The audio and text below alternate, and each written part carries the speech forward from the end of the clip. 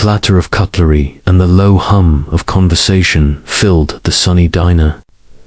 It was late afternoon, that golden hour when sunlight slanted through the blinds and painted the booths in warm stripes. Waitresses in aprons moved between tables, topping off coffees, balancing trays of burgers and fries. Jack sat in the back booth. His broad frame relaxed, though his eyes, a deep steel grey, seemed always alert. In front of him, his 10-year-old son, Leo, animatedly recounted his latest victory in a video game. And then he had this triple laser beam, Leo said, waving his fry like a sword, but I used the shield power up right at the last second. Boom, game over. Jack smiled. It wasn't a big smile, but it was real, warm, the kind that softened the hard lines etched into his face from years of things he never talked about. Smart move, he said. Timing is everything. As he rotated his coffee mug, his left forearm rested on the Formica tabletop. Inked into his skin was a tattoo, a geometric spearhead of triangles and lines, sharp and deliberate. To anyone else, it might look like a cool design, maybe tribal, maybe abstract. But to those who knew, it was a signature. The mark of men who lived in shadows, who did the impossible without recognition. Delta Force. Leo glanced at it, as he often did. He didn't fully understand what it meant, only that it connected to the part of his father's past Jack never explained. But Leo didn't need explanations. To him, Dad was already a hero. The bell above the diner door jingled. A man stepped in, loud, brash, already mid-conversation on his phone. His voice boomed through the cozy diner. Yeah, I'll be there in 10.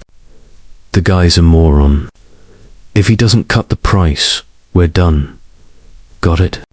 His name was Cole, the kind of man who lived to make an impression. Gold watch, glinting, shirt half unbuttoned, swagger in every step. He grabbed a coffee to go, but didn't leave. His eyes scanned the room, hunting for something or someone to dominate. That's when he saw Jack and Leo. He smirked. The quiet pair in the corner. An easy target. Cole strolled over, his presence instantly disrupting the peaceful bubble around the father and son. Hey buddy, he said, tapping the edge of the booth with his knuckles. You and the kid about done. I need this booth. Jack didn't look up from his coffee. We'll be a few more minutes.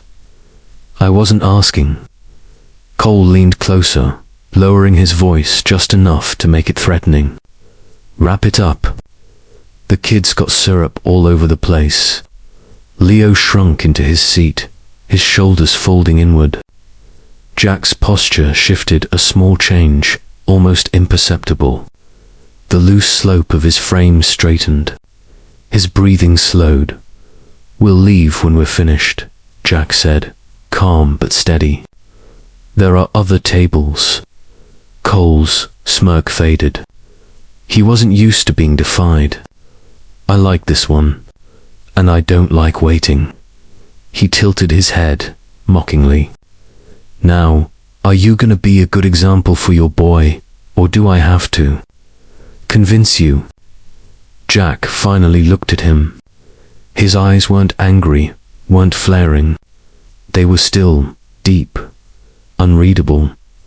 The kind of eyes that had looked down barrels of rifles in deserts and jungles and cities torn by war. The only example being set here, Jack said, his voice quiet enough for only Cole to hear, is you leaving us alone. I suggest you take it. That stillness, that quiet confidence, unnerved Cole. He felt it, but his ego wouldn't let him back down. He needed to show dominance. He needed to win. His gaze dropped to Jack's arm. The tattoo. He laughed, too loud, forcing bravado. "Oh, this is rich." "What's that?" "Some kind of arts and crafts ink. Flea market special." And then he did it. He slapped Jack's forearm. Not playful, not curious, dismissive, a deliberate insult. The sound cracked in the diner. Conversations froze. The clink of forks stopped midair. Every patron turned their head. Leo gasped, eyes wide. Jack looked down at his arm, then back at Cole. His expression hadn't changed. But his eyes were no longer calm. There was something colder. Not rage, not fire, ice. The terrifying, measured calm of a man trained to kill without hesitation. "You shouldn't have done that," Jack said softly. Cole laughed nervously, sensing something shift, but not understanding what. "Oh yeah, what are you gonna do about it, tough guy?" What happened next was a blur. Jack's hand snapped up, catching Cole's wrist mid-air with surgical precision. He twisted it, forcing Cole's entire body off balance. In the same breath, Jack stepped forward, used Cole's own momentum, and slammed him face first onto the table. The sound was brutal. Glasses clattered, silverware scattered. Syrup spilled in thick golden streams across the formica. Cole gasped, immobilized. Jack's grip was iron, his hold unbreakable. Years of combat training compressed into a single, effortless motion. The diner sat in shocked silence. Cole writhed, but it was useless. Jack leaned down, his lips close to Cole's ear, his voice steady, cold, lethal. "You laid a hand on me in front of my son. You think this is pain? This is me being polite. That mark on my arm, it means I've killed men bigger, faster, and far more dangerous than you for less." Cole froze. The words sank in, deeper than the pressure on his wrist. Suddenly, his bravado shattered. This wasn't some bar fight. This wasn't a man he could intimidate. This was a predator, a professional. "You're going to apologize to my son," Jack continued, his voice like steel wrapped in velvet. "Then you're going to pay our bill. And then you're going to walk out of here and never come back. Do you understand the instructions?" Cole's cheek was mashed against the sticky table, syrup soaking into his shirt. Humiliation burned hotter than the pain. "Why yes," he croaked. Jack let go. Cole stumbled backward, clutching his wrist, face pale, breath ragged. He looked at Leo, who was staring wide-eyed at the scene. "I'm sorry, kid," Cole stammered, shame in his voice.